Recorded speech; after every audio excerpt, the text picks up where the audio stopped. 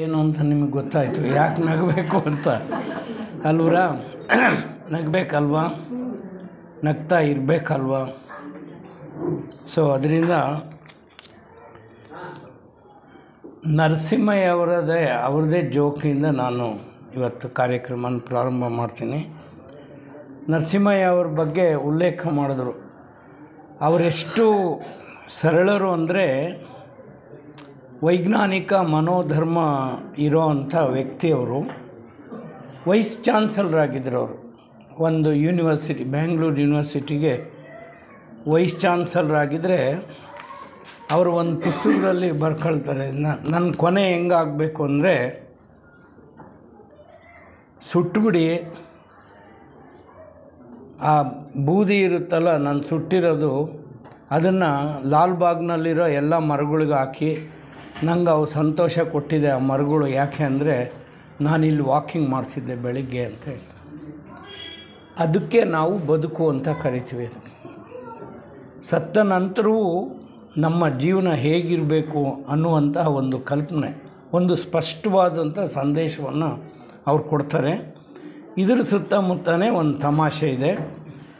ಅದನ್ನು ನೀವೆಲ್ಲ T V ನೋಡೋರು ನೋಡಿರ್ಬೋದು. ಕೃಷ್ಣೇಗೌಡರು, ಪ್ರೊಫೆಸರ್ ಕೃಷ್ಣೇಗೌಡರು, ಪ್ರಾಣೇಶ್ ಅವರೆಲ್ಲ ಈಗ ಎಷ್ಟು ತಮಾಷೆಗಳನ್ನು ಮಾಡ್ತಾಯಿದ್ದಾರೆ, ಮಾಧ್ಯಮದವರು ಎಷ್ಟು ಪ್ರಸಾರ ಕೊಡ್ತಾ ಇದ್ದಾರೆ, ಅದೆಲ್ಲ ನಿಮಗೆ ಗೊತ್ತಿದೆ.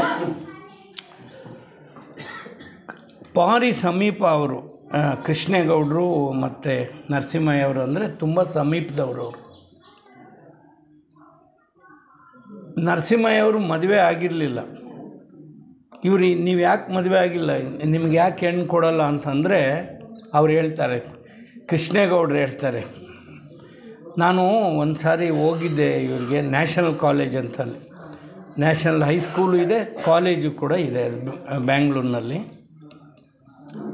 ಎಲ್ಲ ಕಡೆನೂ ಹೋದ್ರೆ ಇವರು ಹೇಳ್ತಾರೆ, ಇವರು ನರಸಿಂಹಯ್ಯ ಅವರು ವೈಜ್ಞಾನಿಕ ಮನೋಧರ್ಮ ಎಲ್ಲ ಪ್ರಶ್ನೆ ಮಾಡಿ ಒಪ್ಕೋಬೇಕು ಅಂತ ಹೇಳ್ತಾರೆ.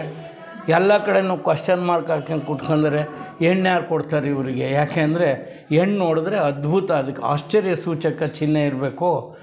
ಇವ್ರು ನೋಡಿದ್ರೆ ಕ್ವಶನ್ ಮಾರ್ಕ್ ಹಾಕ್ಯಂದ್ರೆ ಇವ್ರಿಗೆ ಯಾರು ಹೆಣ್ಣು ಕೊಡ್ತಾರೆ ಅಂತ ಹೇಳ್ತಾರೆ ಅವರು. ಸೊ ಕೃಷ್ಣೇಗೌಡ್ರೇ ಒಂದು ಸಾರಿ ಕೊನೆಯ ದಿನಗಳು ನರಸಿಂಹಯ್ಯ ಅವ್ರದ್ದು, ಕೃಷ್ಣೇಗೌಡರು ಮತ್ತು ಅವ್ರ ಸ್ನೇಹಿತರು ಹೋಗ್ತಾರೆ. ಅವ್ರಿಗೆ ತುಂಬ ಆತ್ಮೀಯರು. ಗೌರಿಬಿದನೂರು ಅವ್ರದ್ದು ಸ್ವಂತ ಊರು, ನರಸಿಂಹಯ್ಯ ಅವ್ರದ್ದು. ಅವ್ರ ಜೊತೆಗೆ ಹೋದಾಗ, ಅಪ್ಪ ಈ ಸಾರಿ ನನಗೆ ಕೊನೆ, ಇನ್ನು ನಾನು ಬದುಕಲ್ಲ ಇನ್ನು ಅಂತ ಹೇಳ್ತಾರೆ ನರಸಿಂಹಯ್ಯ ಅವರು. ಸುಮ್ಕಿರಿ ಸರ್, ನೀವ್ಯಾಕೆ ಹಂಗೆ ಅಂತೀರ, ಬದುಕಲ್ಲ ಅಂತ, ನಾವೆಲ್ಲ ನಿಮ್ಮನ್ನು ಬದುಕಿಸ್ಕೊಳ್ತೀವಿ ಅಂತೇಳಿ. ಇಲ್ಲ ಈ ಸಾರಿ ಆ ಥರ ಅಲ್ಲ, ಸೀರಿಯಸ್ ಆಗಿದೆ, ನಾನು ಇರೋದೇ ಇಲ್ಲ. ಅದಕ್ಕೆ ಅವರ ಆಪ್ತರಿಗೆ ಒಬ್ರಿಗೆ ಹೇಳ್ತಾರೆ, ಅವ್ರು ಗೌರಿಬಿದನೂರವ್ರಿಗೆ, ನೋಡಪ್ಪ ನೀನು ಒಣ ಸೌದೆ ಹಾಕಿ ನಂದು ಸತ್ತೋಗ್ಬಿಡ್ತೀನಿ, ನನ್ನ ಹೆಣನ ಸುಟ್ಬಿಡು, ಒಣ ಸೌದೆ ಹಾಕ್ಬೇಕಂತ. ನಾವು ಹೆಂಗೆ ಸುಡ್ತೀವಿ ಬಿಡ್ರಿ ಸರ್, ನೀವು ಸತ್ತ ಮೇಲೆ ಏನು ನಿಮಗೇನು ಗೊತ್ತಾಗುತ್ತೆ ಅಂತ. ಹಂಗಲ್ಲಪ್ಪ, ನನಗೆ ಕೆಮ್ಮು ಜಾಸ್ತಿ, ಗೊತ್ತಾಗ್ಬಿಡುತ್ತೆ. ಇದು ಬದುಕನ್ನು ಒಂದು ನಗುವಾಗಿ ತಗೊಳ್ಳೋ ಅಂಥ ಒಂದು ಕಲೆ. ಅದಕ್ಕೆ ಮಂಕುತಿಮ್ಮನ ಕಗ್ಗದಲ್ಲಿ ಹೇಳ್ತಾರೆ, ಸಾವು ಹೇಗಿರಬೇಕು ಅಂತ ಹೇಳಿದ್ರೆ, ಮಂಕುತಿಮ್ಮನ ಕಗ್ಗ ಮತ್ತು ವಚನ ಸಾಹಿತ್ಯದಲ್ಲಿ ವಚನಕಾರರು ಹೇಳೋವಂಥದ್ದು. ಮಂಕುತಿಮ್ಮನ ಕಗ್ಗದಲ್ಲಿ ನಿದ್ದೆವಲು ಸಾವ ಪಡೆ ಮಂಕುತಿಮ್ಮ ಅಂತ ಹೇಳ್ತಾರೆ. ನಾವು ಹೆಂಗೆ ಸಾಯಬೇಕು ಅಂತ ಹೇಳಿದ್ರೆ,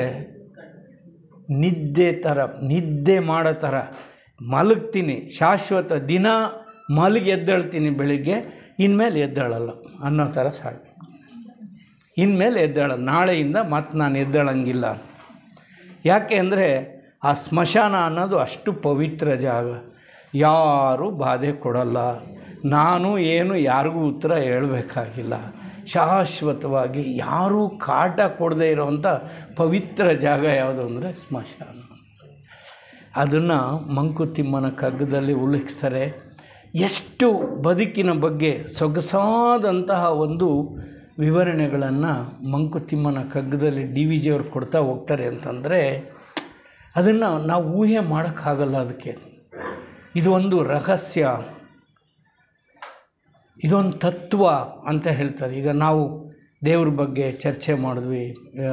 ಆಕಾರ ಇರೋ ಅಂಥವ್ರು, ತಲೆ ಮೇಲೆ ಒತ್ಕೊಳ್ಳೋ ಅಂಥ ದೇವ್ರುಗಳು ಅವು ಹೆಂಗೆ ಆಡ್ತವೆ, ಯಾವ್ಯಾವ ಥರ, ಏನು ಅದರಲ್ಲಿ ಅಂಧಶ್ರದ್ಧೆಗಳೆಷ್ಟು, ಸೂಪರ್ಸ್ಟಿಷನ್ಸ್ ಎಷ್ಟು, ಆಚಾರ ವಿಚಾರಗಳೇನು ಅನ್ನೋವಂಥದ್ದೆಲ್ಲ ನೋಡಿದ್ವಿ.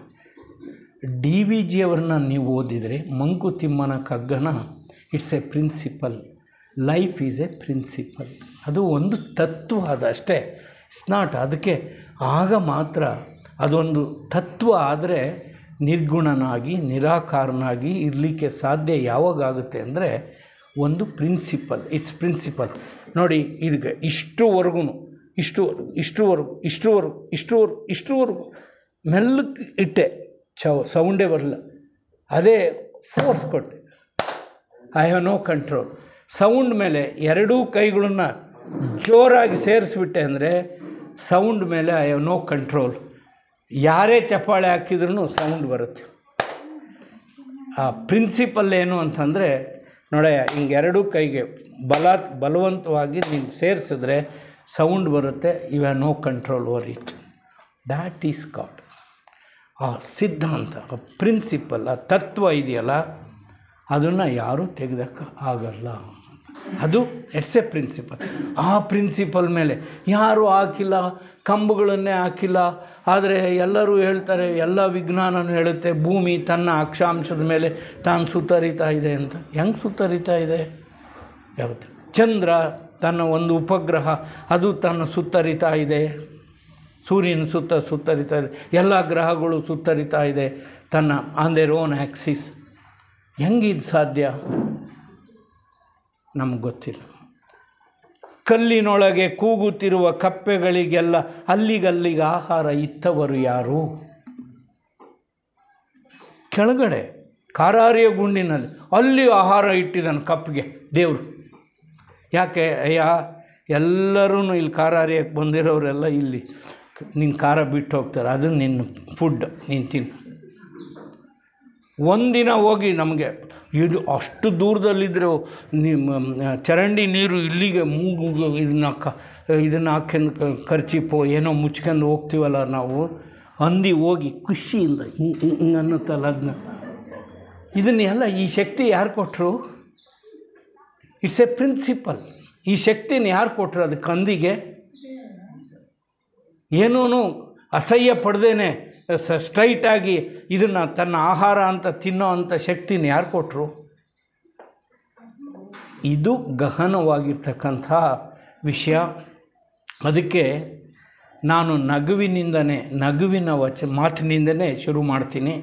ಕೊನೆಯ ಭಾಗ ಅಪಾರವಾಗಿದೆ. ಅವು ಒಂದಲ್ಲ, ಮಂಕುತಿಮ್ಮನ ಕಗ್ಗದಲ್ಲಿ ಯಾವುದೇ ಒಂದು ಪದ್ಯವನ್ನು ನೀವು ಓದ್ಕೊಂಡ್ರೂ ಸಾಕಾಗುತ್ತೆ, ನಮ್ಮ ಬದುಕಿಗೆ ಸಾಕಾಗುತ್ತೆ. ಅದು ಅಷ್ಟೊಂದು ಪದ್ಯಗಳಿದೆ. ನಾನು ಸೆಲೆಕ್ಟ್ ಮಾಡಿದ್ದೀನಿ. ಅದು ಜಾಸ್ತಿ ಆಯಿತು ಅಂತ ನನಗನ್ನಿಸ್ತು. ಅದಕ್ಕೋಸ್ಕರ ಕೆಲವುಗಳನ್ನು ಮಾತ್ರ ಉಲ್ಲೇಖ ಮಾಡಲಿಕ್ಕೆ ಇಷ್ಟಪಡ್ತೀನಿ. ನಗುವು ಅನ್ನೋದೇನಕ್ಕೆ ನೋಡಿ, ಅದು ಹೇಳ್ತಾರೆ ಸಹಜದ ಧರ್ಮ. It's very natural. ಮರ್ತೋಗ್ಬಿಟ್ಟಿದ್ವಿ ನಾವು. ಈಗ ನಮ್ಗೆ ವಯಸ್ಸಾಗಿದೆ. ಯಾಕೆ ಮರ್ತೋಗಿದೆ ಅಂದರೆ, ನಮ್ಮ ನೆನಪುಗಳು, ಕಹಿ ನೆನಪುಗಳು ಎಷ್ಟು ತುಂಬ್ಕೊಂಡಿದ್ವಿ ಅಂದರೆ ನಗಕ್ಕಾಗದೇ ಇರೋಷ್ಟು ತುಂಬ್ಕೊಂಬಿಟ್ಟಿದೆ ನಮ್ಮ ಜೀವನದಲ್ಲಿ. ಅಲ್ಲಿ ಏನೇನು ತುಂಬಿದೆಯೋ ನಮ್ಗೆ ಗೊತ್ತಿಲ್ಲ. ಯಾರ್ದು ದ್ವೇಷ, ಅಕ್ಕ ತಂಗಿಯವ್ರ ದ್ವೇಷ. ನನ್ನ ಮನೆ ಮದುವೆ ಆಗಿಲ್ಲ, ನೀನೇನು ನೋಡೋದು? ನಾನು ಅಂಥವಳು ಅಕ್ಕ, ನನ್ನ ಮದುವೆಗೆ ಕರೆದಿಲ್ಲ, ನೀನೇನು ನೋಡೋದು? ನನಗೆ ಗೌರಿ ಹಬ್ಬಕ್ಕೆ ಜಾಕೆಟೇ ಕೊಟ್ಟಿಲ್ಲ, ನಿನ್ನೇನು ನೋಡೋದು? ಅಂಥವ್ರು ಎಲ್ಲ ಅಕ್ಕ ತಂಗಿಯರೆಲ್ಲ ಇಷ್ಟೆಲ್ಲ ತುಂಬ್ಕೊಂಬಿಟ್ಟಿದ್ವಿ ನಮ್ಮ ಇದಕ್ಕೆ. Just accumulation of thoughts. ಹಿಂದಿಂದ ಆಗಿರೋ ಅಂಥದ್ದನ್ನೆಲ್ಲ ಹುಟ್ಟಿದ ದಿವಸದಿಂದ ಇವತ್ತವರೆಗೂ ಎಷ್ಟಿದೆಯೋ 70 ವರ್ಷ ಸೇರಿಸ್ಕೊಂತ ಹೋಗಿದ್ವಿ. ಅವು ನಮಗೆ ನಗದಂಗೆ ಮಾಡಾಕ್ಬಿಟ್ಟಿದ್ವಿ. ಇದಕ್ಕೆ ನಗುವು ಸಹಜದ ಧರ್ಮ. It's hour very natural thing. ನಾವು ಸದಾ ನಗೆ. ಅದೇ ಒಂದು ಮಗು ನೋಡ್ರಿ, ಬಂಗಾರ ಕೊಡ್ರಿ ಮಗುಗೆ ಹಿಂಗೆ ಆಡಿ ಬಿಸಾಕು ಹೋಗ್ತಿರುತ್ತೆ ಅದಷ್ಟೇ. ಅದೇನು ಇದು ಬಂಗಾರ, ಇದನ್ನು ಚೆನ್ನಾಗಿ ಇಟ್ಕೋಬೇಕು ಅಂತ ಅದಕ್ಕೆ ಅದಕ್ಕೆ ಬಂಗಾರ ಕಬ್ಬಿಣ ಕೊಡ್ರಿ, ಇದನ್ನು ಈ ಕಡೆಗೆ ಎಸೀತೆ ಅದನ್ನ ಆ ಕಡೆಗೆ ಎಸ್ತು ಹೋಗ್ತಿರುತ್ತೆ ಅಷ್ಟೇ. ಅದು ಆಟ ಆಡೋದಕ್ಕೆ ಅಷ್ಟೇ ಖುಷಿ ಅದಕ್ಕೆ, ಅದ್ರ ಆಚೆಗೇನೂ ಇಲ್ಲ. ಇನ್ನು ಬಂಗಾರ ತಗೊಂಡೋಗಿ ಕೊಡ್ರಿ, ಇಲ್ಲ ಇಲ್ಲ ನನಗೆ ಮಣ್ಣು ಭಾಳ ಇಷ್ಟ, ಈ ಮಣಲ ಮೇಲೆ ಆಡ್ತೀನಿ ಅಂತ ಆಡ್ತಿರುತ್ತೆ ಅದಕ್ಕೆ. ಸೊ ಆದರೆ ಇದರಲ್ಲಿ ನೋಡಿ, ನಗುವು ಸಹಜದ ಧರ್ಮ. ಆದರೆ ಅದಕ್ಕಿಂತ ನಿಮ್ಮನ್ನು ನಾನು ನಗೋದು ಅದು ನನ್ನ ಸ್ವಂತ ವಿಷಯ ಆಯಿತು. ನಗಿಸುವುದು ಪರಧರ್ಮ. ನಗುವ ಕೇಳುತ್ತಾ ನಗುವುದು ಅತಿಶಯದ ಧರ್ಮ. ನಗಿಸುವ ನಗುವ ಕೇಳುತ್ತಾ ಬಾಳುವ ವರವ ಬೇಡಿಕೊಳ್ಳೋ ಮಂಕುತಿಮ್ಮ. ನಗುವ ಕೇಳುತ್ತಾ ನಗಿಸುವ ನಗುವ ಕೇಳುತ್ತಾ ನಗುವ ವರವ ಮಿಗೆ ನೀನು ಬೇಡಿಕೊಳ್ಳೋ ಮಂಕುತಿಮ್ಮ ಅಂತ ಹೇಳ್ತಾರೆ. ಅಂದರೆ ಆ ಸ್ಮೈಲ್ ಅನ್ನೋದಕ್ಕೆ ಎಷ್ಟು ಕೊಟ್ಟಿದ್ದಾರೆ, ಒಂದು ಧರ್ಮದ ರೋಲನ್ನು ಕೊಟ್ಟಿದ್ದಾರೆ. ನಮ್ಮ ಜೀವನದಲ್ಲಿ ಸದಾ ಹಸನ್ಮುಖಿಗಳಾಗಿ ನಾವು ಜೀವನ ಮಾಡಬೇಕು ಅಂತಂದರೆ ಇದನ್ನು ಕ್ಯಾರೆಕ್ಟರ್ನ ನಾವು ಇಟ್ಕೋಬೇಕು. ಅಂತಂದರೆ ಲೀವ್ ಇನ್ ದಿ ಪ್ರೆಸೆಂಟ್, ಯಾವಾಗಲೂ ವರ್ತಮಾನದಲ್ಲಿ ಇರಬೇಕು. ಅದು ಬುದ್ಧ ಜೀವನದಲ್ಲಿ ನೀವು ಇವಾಗ ಕೇಳಿದ್ದೀರಿ, ಅದಕ್ಕೆ ಮೈಂಡ್ಫುಲ್ನೆಸ್ ಅಂತ ಹೇಳ್ತಾರೆ. ಅಂದರೆ ಲೀವ್ ಇನ್ ದಿ ಪ್ರೆಸೆಂಟ್. ಇದು ನೆನ್ನೆದಲ್ಲ, ನೆನ್ನೆ ಏನೋ ಆಯಿತು, ಒಳ್ಳೆಯದಾಯಿತು ಕೆಟ್ಟದಾಯಿತು, ಏನೋ ಆಯಿತು, ರಂಡ ಮುಂಡ ಗುದ್ದಾಟನೇ ಆಯಿತು, ಅದು ಹಾಕೇಳಿ ವಿ ಮಸ್ಟ್ ಫರ್ಗೆಟ್ ದಟ್. ಆ ಎರಡು ಶಬ್ದಗಳಿದೆಯಲ್ಲ, ಮರೆತು ಹೋಗಬೇಕು, ಕ್ಷಮಿಸಬೇಕು ಅನ್ನುವಂಥದ್ದು. Forget and forgive R the two most beautiful words ಈ ಜಗತ್ತಿನಲ್ಲಿ ನಮಗೆ ಕೊಡೋಂಥ ಎಲ್ಲ ಶಬ್ದಕೋಶದಲ್ಲಿ. ಈ ಎರಡು ಶಬ್ದಗಳು ಅಷ್ಟು ಶ್ರೇಷ್ಠ ಆಗುತ್ತೆ. ಎಲ್ಲದನ್ನೂ ಮರ್ತ್ಕೋಬೇಕು. ನೆನ್ನೆ ಆಯಿತು, ಕೈಗೆಟ್ಟನೆ ಆಗಿದೆ, ಓಕೆ, ಐ ಡೋಂಟ್ ಮೈಂಡ್. ಅದಕ್ಕೆ ಅವ್ರು ಹೇಳ್ತಾರೆ, ಇದಕ್ಕೆ ಮಂಕುತಿಮ್ಮನ ಕಗ್ಗದಲ್ಲಿ ಅವ್ರು ಹೇಳ್ತಾರೆ, ಒಂದು ಬದುಕು ಕಣೆಯ, ಅದು ಹೊರಟು ಕೆಲಸ, ಅದು it's not an ordinary thing. ಬದುಕು ಅಂದರೆ ಸುಲಭ ಅಂತ ತಿಳ್ಕೊಬೇಡ ನೀನು, ಅದು ತುಂಬ ಹೊರಟು ಕೆಲಸ. ಕೊರೆಯಾದೊಡೆಯನೊಂದು ಒಂದು ಕೊರತೆ ಆದರೆ ಏನೇ ನಿನಗೆ ಅದಕ್ಕೆ ತಲೆಗಿಟ್ಕೋಣ ಅಂಥದ್ದೇನಿದೆ. ಇನ್ನೊಂದು ಹೆಚ್ಚಾಯಿತು, ಏನು ಅದರಿಂದ ಆಗಬೇಕಾಯ್ತು. ಹೊರಟು ಕೆಲಸವೋ ಬದುಕು Mankutimma. To live is not an ordinary thing, extraordinary. ಅದಕ್ಕೆ ಅವ್ರು ಹೇಳ್ತಾರೆ, ಕಾಷಾಯವೇಂ ತಪಸ್ಸು. ಡ್ರೆಸ್ ಹಾಕಿದರೆ ಕಾಸಿದ್ರೆ ಅದೇನು ತಪಸ್ಸಯ? ಅದು ಸಾಧು ಸಂತರಾಗೋ ಅಂಥದ್ದೇನು ತಪಸ್ಸಯ? ಗೃಹಲೋಕ ನಿರ್ವಾಹ ತಪಸ್ಸು, ಕಠಿಣ ತಪಸ್ಸು ಅಂತ ಹೇಳ್ತಾರೆ. ನೋಡಿ, ನಮಗೆಲ್ಲ ಎಷ್ಟು ಉತ್ಸಾಹ ಬರುತ್ತೆ ಅವಾಗ. ನಾವು ಬೆಟರ್ ಕಡೆ ಸಾಧು ಸಂತರಿಗೆ ಆಶ್ರಮದಲ್ಲಿ ಇರೋದಕ್ಕಿಂತ ಎಲ್ಲರಿಗೂ ಕೊಡ್ರಿ ಅದಕ್ಕೆ ಇದಕ್ಕೆ ಅಂತ ಹೇಳೋದಕ್ಕಿಂತ 2 ಜನಕ್ಕೆ ಊಟ ಹಾಕ್ಬೋದು. ಬಾ ಮನ್ಕೇಳ್ರಿ, ಇಲ್ಲಿ ಒಂದು ಚಾಪೆ ಕೊಡ್ತೀನಿ, ತಲೆದಿಂಬ ಹಾಕ್ಯಂದು ಬೆಳಿಗ್ಗೆವರೆಗೂ ಮನ್ಕೊಂಡು ಹೋಗ್ರಿ ಅಂತ ಹೇಳ್ಕೊಂಡು. ಕಾಷಾಯವೇಂ ತಪಸ್ಸು, ಗೃಹಲೋಕ ನಿರ್ವಹಣೆ ಕಠಿಣ ತಪಸ್ಸು ಅಂತ ಹೇಳ್ತಾರೆ ಅದಕ್ಕೆ. ಆದ್ದರಿಂದ ನಾವು ಗೃಹಸ್ಥರಾದಂಥವರಿಗೆ ಕ್ಷಮೆ ಇರಬೇಕು, ದಮೆ ಇರಬೇಕು, ಅದಕ್ಕೆ ಅಷ್ಟು ಕಾರುಣ್ಯ ಇರಬೇಕು ನಮ್ಮಲ್ಲಿ. ಆದ್ದರಿಂದ ನಾವು ಜೀವನವನ್ನು ಮಾಡೋಕ್ಕಾಗುತ್ತೆ. ಅದು ನಮ್ಮನ್ನು ಪಕ್ವತೆ ಮಾಡಬೇಕು. ಮನೆಯೇ ಮಠವೆಂದು ತಿಳಿ ಅಂತ ಹೇಳ್ತಾರೆ. ಮನೆಯೇ ಮಠವೆಂದು ತಿಳಿ. ಅದಕ್ಕೆ ಇನ್ನೊಂದಕ್ಕೆ ಹೋಗಬೇಕು, ಮಠಕ್ಕೆ ಹೋಗಿ ಬರ್ತೀನಿ ಅಂತ. ಯಾಕೆ ಹೋಗ್ತೀಯ? ದೇವಸ್ಥಾನಕ್ಕೆ. ನೀನು ಇದೆಯಲ್ಲ, ನಿನಗೆ ಇಲ್ಲೇ ಹಚ್ಚು ಊದ್ಗಡ್ಡಿನ, ಮನೆಯಲ್ಲೇ ಬೆಳಗು, ಮನೆಯಲ್ಲೇ ಒಳ್ಳೆ ನಡವಳಿಕೆ ಮಾಡು, ಅದೇ ಎಲ್ಲ ಸರ್. ಅದನ್ನು ನಾವು ಮಾಡ್ತೀವಾ? ಇಲ್ಲ. ಆಶ್ರಯಕ್ಕೆ ಹೋಗ್ತೀವಿ, ಸೆಕ್ಯುರಿಟಿ. ಅದು ಜಿಡ್ಡು ಕೃಷ್ಣಮೂರ್ತಿಯವರ ಥಾಟ್ಸನ್ನು ನೀವು ಕೇಳಿದ್ರೆ ನಿಮ್ಗೆ ಗೊತ್ತಾಗುತ್ತೆ. ಮನುಷ್ಯ ಎಲ್ಲ ಏನಾದರೂ ಒಂದು ಸೆಕ್ಯುರಿಟಿ. ನಮಗೊಂದು ಮಗು ಇದ್ದರೆ ಮುಪ್ಪಿನ ಕಾಲದಲ್ಲಿ ನೋಡ್ಕೊಂತ ನಾವು ನೋಡಲ್ಲ, ಆದ್ರೆ ನಮ್ಮ ಭಾವನೆ ಹಂಗೆ. ಅದಕ್ಕೆ ಅಂತ ಒಂದು ಕಾರ್ ಇದ್ದರೆ ಬೇಗ ಹೋಗ್ಬಿಡ್ಬೋದು ನನ್ನ ಕೆಲಸಕ್ಕೆ ಅನ್ನೋ ಅಂಥದ್ದು. ಮನೆಗೆ ಇದನ್ನು ಸರಳ ಹಾಕ್ಬೇಕಪ್ಪ, ಮತ್ತು ಯಾರು ಕಳ್ಳರು ನುಗ್ಗಿಬಿಟ್ಟರು ಅಂತ ಹೇಳ್ಕೊಂಡು ಮ್ಯಾನ್ ಟ್ರೈಸ್ ಫಾರ್ ಸೆಕ್ಯೂರಿಟಿ ಅಂತ ಹೇಳ್ತಾರೆ.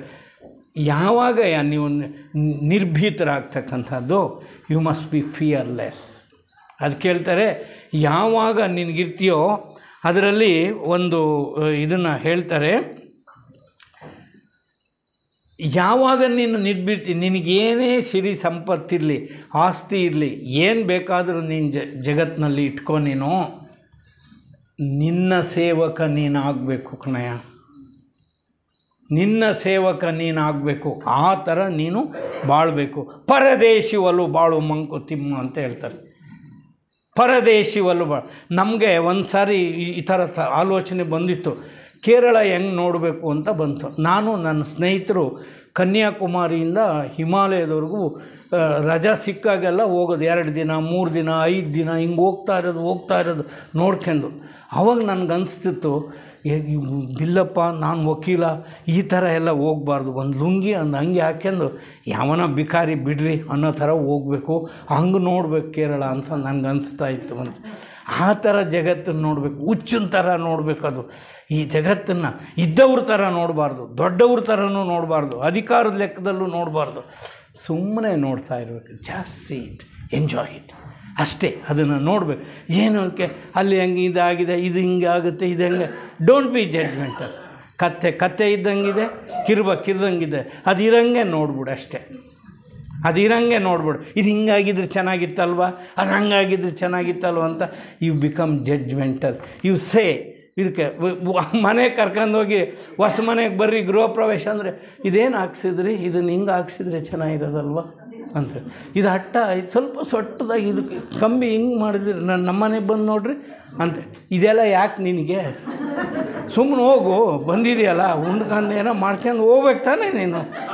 ಏನು ಇದೆಲ್ಲ ತರಲೆ ಮಾಡ್ಕೊಂಡು ಕೂತ್ಕೊಂಡಿದೆಯಾ ನೀನು? We become judgemental.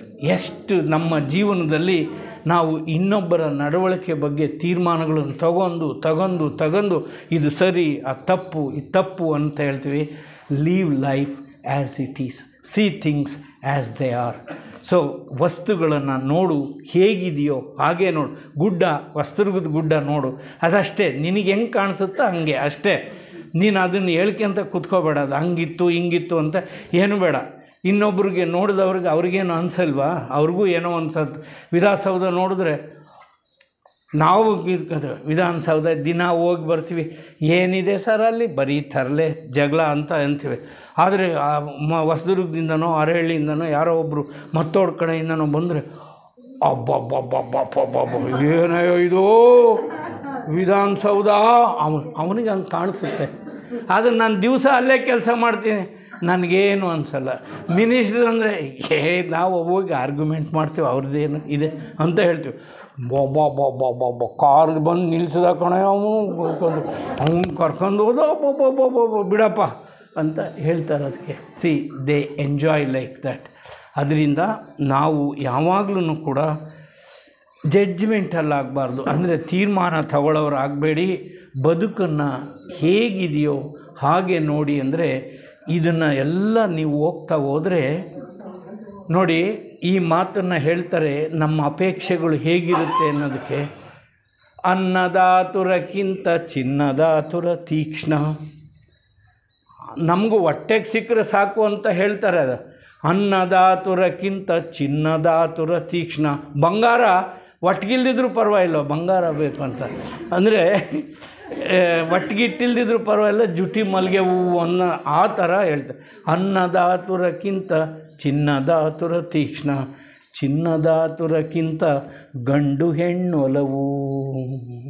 ನೋಡ್ರಿ ಹೆಂಗಿದೆ ಈ ಪ್ರೇಮ. ಇದಕ್ಕಿತ್ತಲ್ಲ, ಏನು ಅದು ಮೊಬೈಲ್ನ ಮಾತಾಡ್ತಿದ್ದೆ ಮೇಲೆ ಇದಕ್ಕೆ ಅಂತ, ಏನೂ ಇಲ್ಲ ಅಂತ ಹೇಳ್ತಾರೆ. ಅದಕ್ಕೆ ಇಷ್ಟು ಕಿಟಿಗೆ ಇದ್ದರೆ ಸಾಕು, ಏನೋ ಅವನು ಪಕ್ಕದ ಮನೆ ಹುಡುಗನ ಜೊತೆಗೆ ಏನೋ ಮಾತಾಡ್ತಿದ್ದೆ, ಗುಸು ಅಂತಿದ್ದೆ ನಿಮಗೆ ಅಂತ ಹೇಳ್ತಾರೆ. ಅಂದರೆ ಆ ಕಿಟಕಿನೇ ಒಂದು ಇದಕ್ಕೆ. ಅನ್ನದಾತುರಕ್ಕಿಂತ ಚಿನ್ನದಾತುರ ತೀಕ್ಷ್ಣ, ಚಿನ್ನದಾತುರಕ್ಕಿಂತ ಗಂಡು ಹೆಣ್ಣಲವು. ಮನ್ನಣೆಯ ದಾಹವದು ತಿನ್ನುವುದಾತ್ಮವನೇ Mankutimma.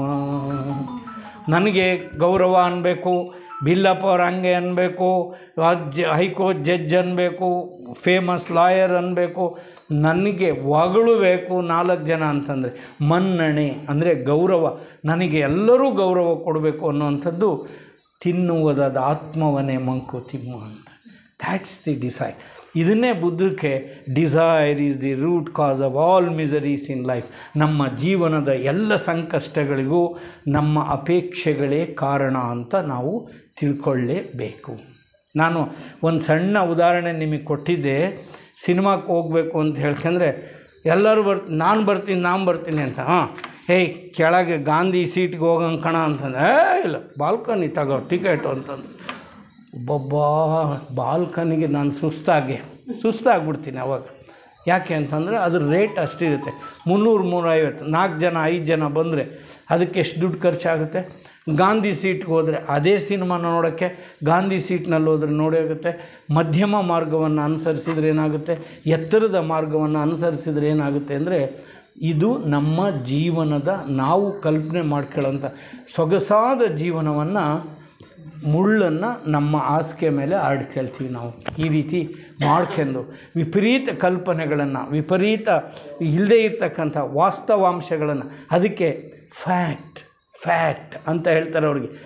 Look as it is, ಅದು ವಾಚ್ ಅಷ್ಟೇ, ಅದರ ಆಚೆಗೇನಿಲ್ಲ. ಈಗೆಷ್ಟು ನೋಡು ಗಡಿಯಾರ ಅಷ್ಟೇ.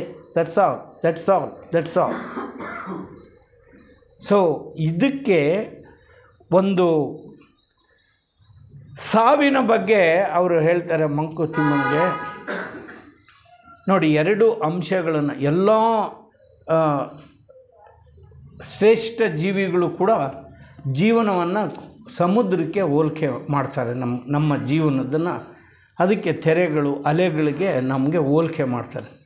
ಆದರೆ ಸಮುದ್ರ ಬಲೆ ಅಲೆಗಳಲ್ಲ. ಅದು ಸಮುದ್ರದಲ್ಲಿ ಅಲೆಗಳು ಕೂಡ ಇದೆ, ಪ್ರಶಾಂತವಾಗಿರ್ತಕ್ಕಂಥ ಆಳವಾಗಿರೋವಂಥ ಜಾಗನೂ ಕೂಡ ಇದೆ ಅದು ಸಮುದ್ರದಲ್ಲಿ.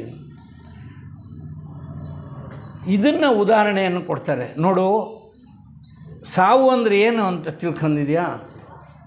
ತೆರೆ ಏರು ತೆರೆ ಇಳಿತ, ಮತ್ತೆ ತೋರ್ಪುದು ನಾಳೆ ಮಂಕುತಿಮ್ಮ ಅಂತ ಹೇಳ್ತಾರೆ. ನೀನು ಸತ್ತೋಗಿದ್ದೀನಿ ಅಂತ ಏನು ತಿಳ್ಕೊಬೇಡ ಕಣಯ್ಯ, ನೀನು ಮತ್ತೆ ನಾಳೆ ಬರ್ತೀಯ, ನೀನು ಇನ್ನೊಂದು ಯಾವುದೋ ರೂಪದಲ್ಲಿ ಬರ್ತೀಯ ಅಂತ ಹೇಳ್ತಾರೆ. ತೆರೆ ಏರು ತೆರೆ ಇಳಿತ, ತೆರೆ ಏರು ತೆರೆ ಇಳಿತ, ಮತ್ತೆ ತೋರ್ಪುದು ನಾಳೆ ಮಂಕುತಿಮ್ಮ ಅಂತ ಹೇಳಿ ಅವರು ಜೀವನವನ್ನು ಇದನ್ನು ನೋಡ್ತಾರೆ. ಎಲ್ಲದಕ್ಕಿಂತ ಜೊತೆಗೆ ನಾವೇನೋ ಅಂದ್ಕೊಳ್ತೀವಿ, ಎಷ್ಟೋ ಕಲ್ಪನೆ ಕಟ್ಕೊಳ್ತೀವಿ. ಅತಿ ಶ್ರೇಷ್ಠವಾದಂಥ ಈ ಕವನವನ್ನು ನೋಡಿ, ಬದುಕು ಜಟಕ ಬಂಡಿ, ಇದು ಎಲ್ಲರೂ ಕೇಳಿರೋ ಅಂಥ ಇದು. ಬದುಕು ಜಟಕ ಬಂಡಿ, ಯಾರು ಯಜಮಾನ್ರು ಅದಕ್ಕೆ? ವಿಧಿ ಅದರ ಸಾಯೇಬ, ನೀನೇನು ಕುದುರೆ ನೀನು. ಯಾರು ಹೇಳ್ತಾರೆ ಇದು? ಅವನು ಪೇಳ್ದಂತೆ ಪಯಣಿಗರು ಮದುವೆಗೋ ಮಸಣಕೋ ಹೋಗೆಂದ ಕಡೆಗೆ ಹೋಗುತ್ತಿರು. ಕಾಲು ಜಾರ್ಬಿಡ್ತಪ್ಪ. ಪದ ಕುಸಿಯ ನೆಲವಿವುದು ಮಂಕುತಿಮ್ಮ, ಪದ ಕುಸಿಯ ನೆಲವಿವುದು ಮಂಕುತಿಮ್ಮ. ಏನು ಚಿಂತೆ ಮಾಡಬೇಡ ಕಣೆ, ನಿನಗೇನಾದ್ರು ಕಾಲು ಸೋತ್ಕೊಂಡು ಬಿದ್ದೋಗ್ಬಿಟ್ಟೆ ಅಂತಂದರೆ ಮಣ್ಣಿದೆ, ಭೂಮಿ ತಾಯಿ ನಿನ್ನನ್ನು ಸ್ವೀಕರಿಸ್ತಾಳೆ, ನೀನೇನು ಯೋಚನೆ ಮಾಡಬೇಡ. ಇಷ್ಟೇ ನಮ್ಮದು. ಇದಕ್ಕೆ ನಾವು ಹೇಳ್ತೀವಿ. ಈಗ ತೋರಿಸಿದ್ರು ಗುರುಗಳು, ಪ್ರಯಾಣಿಕರು ಕಾಲು ತೊಳಿತಾ ಅವರೇನು ಸತ್ಸಂಗಕ್ಕೆ ಹೋಗಿದ್ದಾರೆ. ಉತ್ತರ ಪ್ರದೇಶದಲ್ಲಿ ಹೋಗಿರೋದು ಯಾವುದಕ್ಕೆ? ಸತ್ಸಂಗಕ್ಕೆ. ಆಗಿರೋದೇನು? ಸಾವು. ಇನ್ಯಾರಾದರೂ ಒಬ್ಬರು ಬಂದು ಹೇಳಬಹುದು, ಸತ್ಸಂಗದಲ್ಲಿ ಸತ್ತಿರೋದು ಒಳ್ಳೇದಾಗ್ಬಿಡ್ರಿ ಅಂತ, ಹಂಗೂ ಹೇಳೋರು ಇರ್ಬೋದು. ಓಕೆ, ಇವು ರಾಜಕೀಯದವ್ರು ಹೋದರೆ ಏನು ಸತ್ತಿದ್ದಾರೆ, ಇವರು ಆಡಳಿತ ಸರಿ ಇಲ್ಲ ಅಂತ ಹೇಳ್ಕೋಬೋದು. ಇನ್ಯಾರು ಒಬ್ಬರು ಹೋದರೆ ಒಳ್ಳೇದಾಯ್ತು ಕಣ್ರಿ, ಭಾರಿ ಪುಣ್ಯವಂತರು ಅಂತ. ಯಜಮಾನಿ ಉಡುಪಿಗೆ ಹೋಗಿದ್ವಿ ಇತ್ತೀಚೆಗೆ. ಅಲ್ಲಿ ದೇವಸ್ಥಾನದ ಹತ್ರ ಚಪ್ಪಲಿ ಬಿಟ್ಟರೆ ಯಜಮಾನಿ ಚಪ್ಪಲಿನೇ ಸಿಕ್ಕಲ್ಲ. ಒಳ್ಳೇದಾಯ್ತು, ಇಲ್ಲದ್ರೆ ವಸ್ತು ಕೊಡಿಸ್ತಿರ್ಲಿಲ್ಲ ನಾನು. ಒಳ್ಳೇದಾಯ್ತು ಬಿಡು, ನಿನಗೆ ವಸ್ತು ಕೊಡಿಸ್ತೀನಿ ಅಂತಂದು ಹೊಸದು ಕೊಡಿಸ್ಕೊಂಬಂದೆ. ಇಲ್ಲದ್ರೆ ಬರ್ತಿರಲಿಲ್ಲ, ಇನ್ನೊಂದು 2-3 ವರ್ಷ ಆಗೋದು ಹೊಸ ಬರಬೇಕಾದ್ರೆ. ಹಿಂಗೆ ಬೀಳು ಏಳೆಯ ಒಡೆಯ ಮೈಗಾಯ ಒಣೆಯದೇ ಯಾವನೆಯ. ಆಡ ಮಗು ನಡಿಬೇಕು ಅಂತ ಕಲ್ತ್ಕೋಬೇಕು ಅಂದರೆ ಎಡವದೇ ಇರುತ್ತಾ ಮಗು? ಮೈಗಾಯ ಒಡೆಯದೇನೆ ಯಾರು ನಡೆಯೋದು ಸಾಧ್ಯ ಇದೆ? ಈ ಜಗತ್ತಿನಲ್ಲಿ ಅನುಭವ ಪ್ರಾಕ್ಟೀಸ್ ಮಾಡ್ದೇನೆ, ನಿರಂತರವಾದ ಪ್ರಯತ್ನ ಇಲ್ಲದೆ ಯಾರೂ ಯಶಸ್ಸು ಗಳಿಸೋಕ್ಕೆ ಸಾಧ್ಯ ಇಲ್ಲ. ನಿರಂತರ ಪ್ರಯತ್ನ ನಾವು ಯಶಸ್ಸನ್ನು ಗಳಿಸಲಿಕ್ಕೆ ಸಾಧ್ಯ ಇದೆ. ಅದಕ್ಕೋಸ್ಕರ ನಿರಂತರ ಪ್ರಯತ್ನವನ್ನು ನೀನು ಮಾಡ್ತಾ ಇರು ಅಂತ. ಇದು ನಾನು ಹೇಳಿದ್ದು ನೋಡಿ. ಬ್ರಹ್ಮಪುರಿಯೊಳಗೆ ತಿರುಕನಿ. ಬ್ರಹ್ಮಪುರಿ ಅಂದರೆ ಇದು ನಮ್ಮ ಈ ಲೋಕ, ಎಲ್ಲ ಲೋಕನೂ ತಗೋಬೋದು. ಬ್ರಹ್ಮಪುರಿಯೊಳಗೆ ತಿರುಕ ನೀನ್ ಸಿರಿ ಇದ್ದೊಡೇನು ಪರಿಜನವಿದ್ದೊಡೇನು ಎಲ್ಲ ಡಂಬಗಳ ತೊರೆದು ನಿನಗೆ ನಿನ್ನಾಳಾಗಿ ಪರದೇಶಿವಲು ಬಾಳು ಮಂಕುತಿಮ್ಮ. ಸೊ ಇದರಿಂದ ನಾವೇನು ತಿಳ್ಕೊಬೇಕು ಅಂದರೆ ನಮಗೆ ಒಂದು ಶ್ರೇಷ್ಠವಾದ ಬದುಕಿದೆ, ಇದನ್ನು ನಾವು ನೋಡ್ಕೋಬೇಕು. ಅದನ್ನು ಅವರು ಒಂದು ತುಂಬ ಚೆನ್ನಾಗಿರೋವಂಥದ್ದೇ ಹೇಳ್ತಾರೆ. 2 ವಚನಗಳನ್ನು ಪದ್ಯಗಳನ್ನು ನಾನು ಓದೋಕ್ಕೆ ಇಷ್ಟಪಡ್ತೀನಿ. ಹೆಂಗಿರಬೇಕು ನಮ್ಮ ಜೀವನದಲ್ಲಿ, ಇಡೀ ಮಂಕುತಿಮ್ಮನ ಕಗ್ಗದಲ್ಲಿ ಶ್ರೇಷ್ಠ ಬದುಕಿನ ಬಗ್ಗೆನೇ ಮಾತಾಡ್ತಾ ಇದ್ದಾರೆ. ಹುಲ್ಲಾಗು ಬೆಟ್ಟದಡಿ, ಎಷ್ಟು ಸುಲಭವಾಗಿದೆ. ಹುಲ್ಲಾಗು ಬೆಟ್ಟದಡಿ ಮನೆಗೆ ಮಲ್ಲಿಗೆಯಾಗು, ಕಲ್ಲಾಗು ಕಷ್ಟಗಳ ಮಳೆಯ ವಿಧಿಸುರಿಯೇ, ಬೆಲ್ಲ ಸಕ್ಕರೆಯಾಗು ದೀನ ದುರ್ಬಲರಿಂಗೆ, ಎಲ್ಲರೊಳಗೊಂದಾಗು ಮಂಕುತಿಮ್ಮ, ಎಲ್ಲರೊಳಗೊಂದಾಗು ಮಂಕುತಿಮ್ಮ, ಎಲ್ಲರೊಳಗೊಂದಾಗು ಯೂನಿಸಾನ್ ಪ್ರೇಯರ್ ಬೆಳಿಗ್ಗೆ ಹೇಳ್ಕೊಡ್ತಾರೆ ಪ್ರತಿ ಅಣೆವಣಿನಲ್ಲೂ ಅನ್ನೋವಂಥದ್ದು. ಎಲ್ಲರೊಳಗೊಂದಾಗು ಮಂಕುತಿಮ್ಮ, ನೀನೇ ಗಿಡ, ನೀನೇ ಮರ, ನೀನೇ ನಾನು, ನಾನೇ ನೀನು, ಇಲ್ಲಿ ಬೇರೆ ಇಲ್ಲ, ಓನ್ಲಿ ಫಾರ್ ದಿ ಪರ್ಪಸ್. ಒಂದು ಡಿವಿಷನ್ ಆಗಿದೆ. ಈ ಧರ್ಮ ಅನ್ನೋದು ಒಂದು ಡಿವಿಷನ್ನು, ನಾನು ಬೇರೆ ನೀನು ಬೇರೆ ಅನ್ನೋದು ಇನ್ನೊಂದು ಡಿವಿಷನ್ನು, ನಾನು ಇಂಥ ಜಾತಿಗೆ ಸೇರಿದ್ದೀನಿ ನೀನು ಇಂಥ ಜಾತಿಗೆ ಇನ್ನೊಂದು ಡಿವಿಷನ್ನು, ನಾನು ಗಂಡಸು ನೀನು ಹೆಂಗಸು ಅನ್ನೋದು ಇನ್ನೊಂದು ಡಿವಿಷನ್ನು. ಎಷ್ಟು ತುಂಡುಗಳು ನಾವು ಆಗ್ತಾ ಹೋಗಿದ್ದೀವೋ ಧರ್ಮದ ಆಧಾರದ ಮೇಲೆ, ಜಾತಿಯ ಆಧಾರದ ಮೇಲೆ, ವ್ಯಕ್ತಿತ್ವದ ಆಧಾರದ ಮೇಲೆ, ಹುಟ್ಟಿದ ಸ್ಥಳದ ಆಧಾರದ ಮೇಲೆ ಅಷ್ಟು ಅನುಭವಗಳು, ವಿಭಿನ್ನತೆ ನಮ್ಮ ಜೀವನದಲ್ಲಿದೆ, ದುಃಖಕ್ಕೆ ಕಾರಣ ಆಗಿದೆ. ಆದರೆ ಅದೆಲ್ಲವೂ ಡಿವಿಷನ್ಸ್ ತೆಗೆದು ಎಲ್ಲರೊಳಗೊಂದಾಗು ಮಂಕುತಿಮ್ಮ, ಎಲ್ಲರೊಳಗೊಂದಾಗು ಮಂಕುತಿಮ್ಮ. ಅದರಿಂದ ಎಲ್ಲ ಧರ್ಮಗಳಲ್ಲಿ ನಾವು ಏನು ಮಾಡ್ಕೊಳ್ಳೋದೇನೆಂದರೆ, ಇನ್ನೊಂದು ಧರ್ಮವನ್ನು ದ್ವೇಷ ಮಾಡೋದಕ್ಕಿಂತ, ಇನ್ನೊಂದು ಜಾತಿಯನ್ನು ದ್ವೇಷ ಮಾಡೋದಕ್ಕಿಂತ ಮೂಲಕ್ಕೆ ನಾವು ಹೊರಟೋಗಬೇಕು. ಇದು ಯಾವಾಗಲೂ ನಾನು ಹೇಳ್ತಾ ಇರೋವಂಥದ್ದಂದರೆ, ತಾಯಿ ಗರ್ಭದಿಂದ ನಾವು ಬಂದಿದ್ದೀವಲ್ಲ, ಆಗ ನನಗೆ ಹೆಸರಿದೆಯಾ ಅಂತ ನೋಡ್ಕೊಂಡ್ರೆ ಇಲ್ಲ, ಜಾತಿ ಇದೆಯಾ ಅಂದರೆ ಇಲ್ಲ, ಧರ್ಮ ಇದೆಯಾ ಅಂದರೆ ಇಲ್ಲ. ಪ್ರೈಮ್ ಮಿನಿಸ್ಟರ್ ಅವ್ರ ತಾಯಿ ಗರ್ಭದಿಂದ ಹೆಂಗೆ ಹುಟ್ಟಿದ್ರೋ ಅದೇ ರೀತಿಯಲ್ಲಿ ಒಬ್ಬ ಸಾಮಾನ್ಯ ವ್ಯಕ್ತಿನೂ ಕೂಡ ಅವ್ರ ತಾಯಿ ಗರ್ಭದಿಂದ ಹುಟ್ಟಿರ್ತಾನೆ. ಹುಟ್ಟಿನಲ್ಲಿ ನಾವು ಸಮ ಆಗೋದಾದರೆ, ಸತ್ತ ಮೇಲೇನೂ ಕೂಡ ಸಮ ಆಗೋದಾದರೆ, ಬದುಕಿನಲ್ಲಿ ನಾವು ಯಾಕೆ ಸಮಾನತೆಗೆ ಇಷ್ಟಪಡ್ತಾ ಇಲ್ಲ ಅನ್ನೋವಂಥದ್ದು ಈ ಡಿವಿಷನ್ ಅಂತಕ್ಕಂಥದ್ದು, ಈ ವಿಭಿನ್ನತೆ, ನೀನು ಮೇಲು ನಾನು ಕೀಳು ಅನ್ನುವಂತಹ ಭಾವನೆ ಏನಿದೆಯೋ ಇದೆಲ್ಲವೂ ಕೂಡ ನಾವು ನಮ್ಮನ್ನು ಪ್ರತ್ಯೇಕಗೊಳಿಸ್ತಕ್ಕಂಥ ಒಂದು ಸ್ಥಿತಿ. ಇದು ನಮ್ಮನ್ನು ಪ್ರತ್ಯೇಕಗೊಳಿಸ್ತಕ್ಕಂಥ ಒಂದು ಸ್ಥಿತಿ ಇದು, ಈ ಡಿವಿಷನ್ಸ್ ಅಂತಕ್ಕಂಥದ್ದು. ಆದರೆ ನಾವು ಅಚೀವ್ ಮಾಡಬೇಕಾಗಿರೋದೇನೆಂದರೆ, ಎಲ್ಲರೊಳಗೊಂದಾಗು ಮಂಕುತಿಮ್ಮ, ಎಲ್ಲ ಜಾತಿ ಮತ ಧರ್ಮ ಇವೆಲ್ಲ ಒಂದೊಂದು ಒದಕೆ ನೋಡಿ. ಆಗ ಹೇಳ್ತಾ ಇದ್ದರು, ಈಗ ಭಗವದ್ಗೀತೆಯಲ್ಲಿ ಒಂದು ಉದಾಹರಣೆ ಕೊಟ್ಟರು.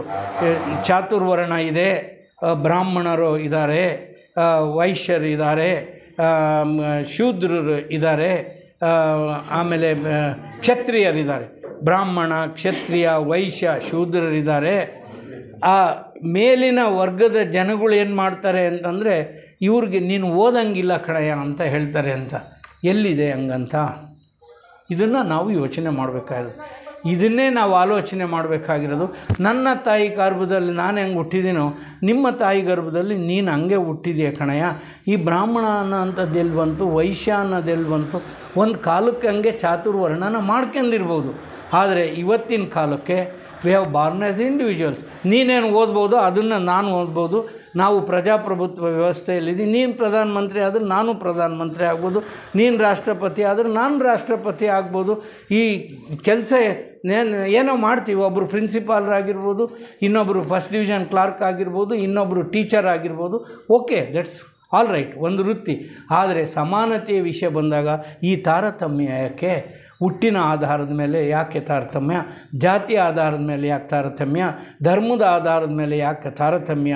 ಲಿಂಗದ ಆಧಾರದ ಮೇಲೆ ಯಾಕೆ ತಾರತಮ್ಯ ಅಂತಂದರೆ, ಈ ತಾರತಮ್ಯಗಳು ಅನ್ನುವಂಥದ್ದು ಒಂದು ದೊಡ್ಡ ಗೋಡೆಗಳಾಗಿ ನಮ್ಮೆಲ್ಲರ ಜೀವನದಲ್ಲಿ ತುಂಬ ತೊಡಕನ್ನು ಉಂಟು ಮಾಡ್ತಾ ಇದೆ. ಇದನ್ನೆಲ್ಲ ತೆಗೆದುಹಾಕಬೇಕು. ಅದೇ ಈ ಆಧ್ಯಾತ್ಮ ಸತ್ಸಂಗಗಳ ಒಂದು ಇದೇನೆಂದರೆ, ನಿಮ್ಮಲ್ಲಿ ಈ ಪೊರೆಗಳನ್ನೆಲ್ಲ ತೆಗೆದುಹಾಕಿ ಮನುಷ್ಯರಷ್ಟೇ, ಹ್ಯುಮ್ಯಾನಿಸಮ್, ಮಾನವೀಯತೆ ಅಂತಕ್ಕಂಥದ್ದು ನಾವು ಇರ್ತೀವಿ.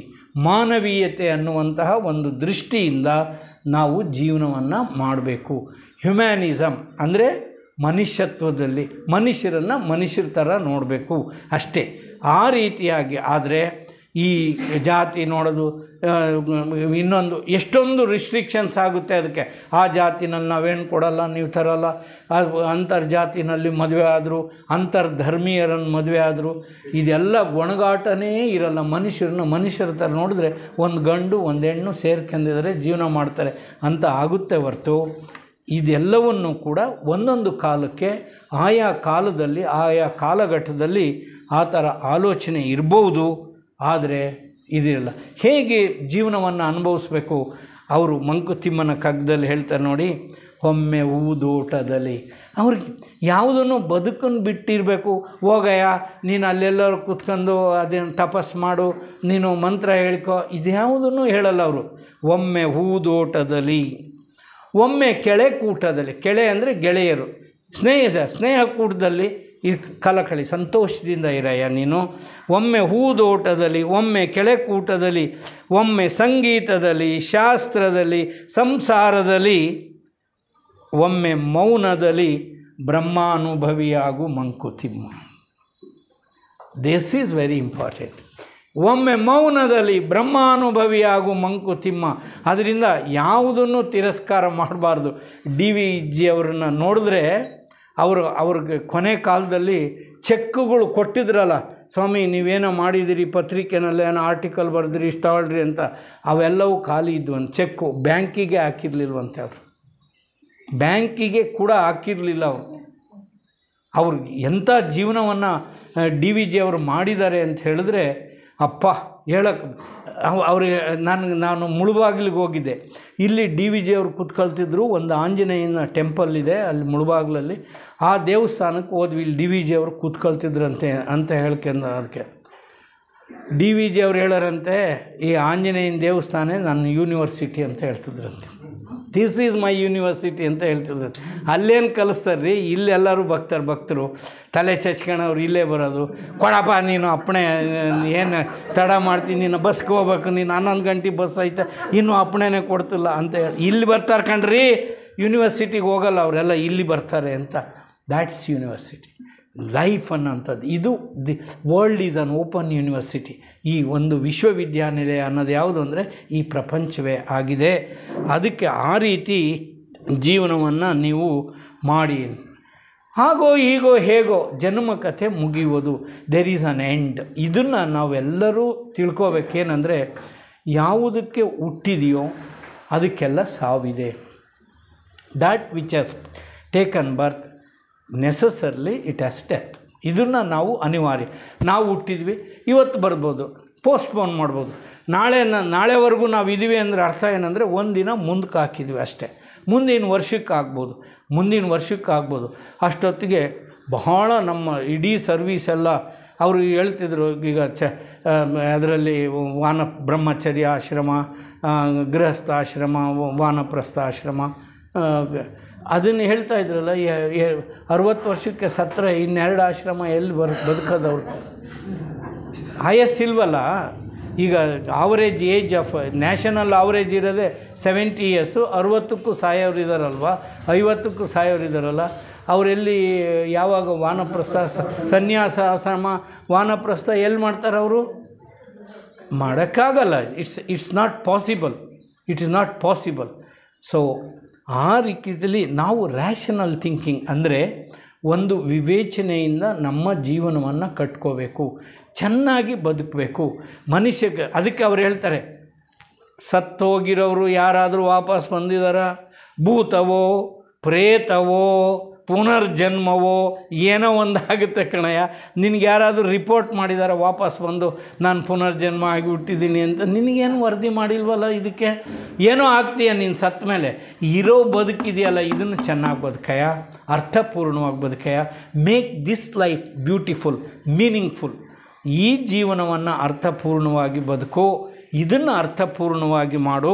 ಇನ್ನು ಉಳಿದಿರೋದೆಲ್ಲ ಆಟೋಮೆಟಿಕಲಿ ಇಟ್ ಫಾಲೋಸ್. ಅದರಿಂದ ವರ್ತಮಾನದಲ್ಲಿ ನಾವು ಜೀವನ ಮಾಡಬೇಕು. You live this life. ಇದಕ್ಕೆ ಒಂದೊಂದು ಕ್ಷಣವನ್ನು ಕೂಡ ಏನಾದರೂ ನೋಡಬೇಕು ತಕ್ಷಣ ಹೋಗಿ ನೋಡ್ರಿ. ನಾಳೆಗೆ ಅಂತ ಪೋಸ್ಟ್ಪೋನ್ ಮಾಡೋಕ್ಕೆ ಹೋಗಬೇಡಿ. ಈ ಗಳಿಗೆನಲ್ಲಿ ವಾಕ್ ಹೋಗಬೇಕು, ಸುಮ್ಮನೆ ಹೋಗಿ. ಈ ಕಡೆ ಹೋಗಬೇಕು, ಹೋಗಿ. ತೆಂಗಿನ ಗಿಡಗಳು ನೋಡ್ಕೊಂಬರ್ಬೇಕು, ಹೋಗಿ.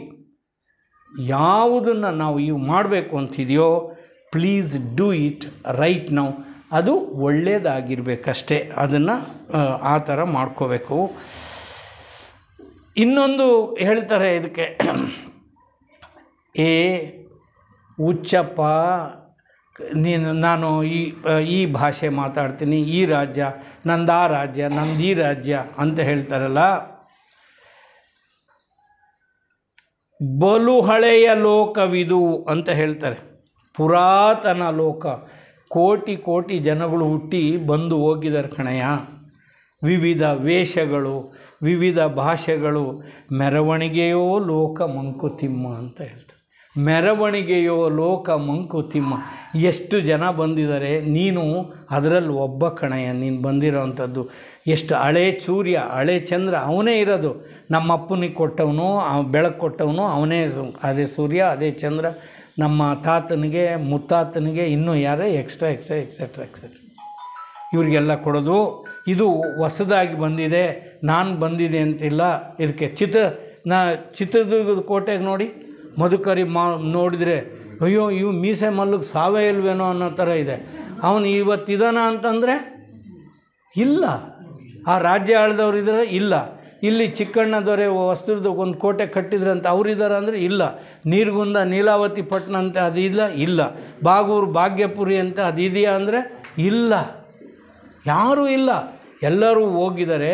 ಅದರಿಂದ ಮೆರವಣಿಗೆಯೋ ಲೋಕ ಮಂಕುತಿಮ್ಮ ಆ ಥರ ಇರಲ್ಲ ಕಣಯ್ಯ. ನೀನು ಇದನ್ನು ನೋಡ್ಕೊಂಡು ಹೋಗ್ಬೇಕು ಅಂತ ಹೇಳ್ತಾರೆ. ಕೊನೆಗೆ ಒಂದು 2 ಸಂಗತಿಗಳನ್ನು, ಇದು ನಾವೆಲ್ಲರೂ ಕೂಡ ತಿಳ್ಕೋಬೇಕಾಗಿರೋವಂಥ ವಿಷಯ. ಇದು ಎಲ್ಲರಿಗೂ ನಮಸ್ಕಾರ ಮಾಡಬೇಕಂತ, ನಮ್ಮ ಪರ್ಟಿಕ್ಯುಲರ್ಲಿ ಫ್ಯಾಮಿಲಿ ಮೆಂಬರ್ಸ್ಗೆ ಅವ್ರು ಹೇಳ್ತಾರೆ.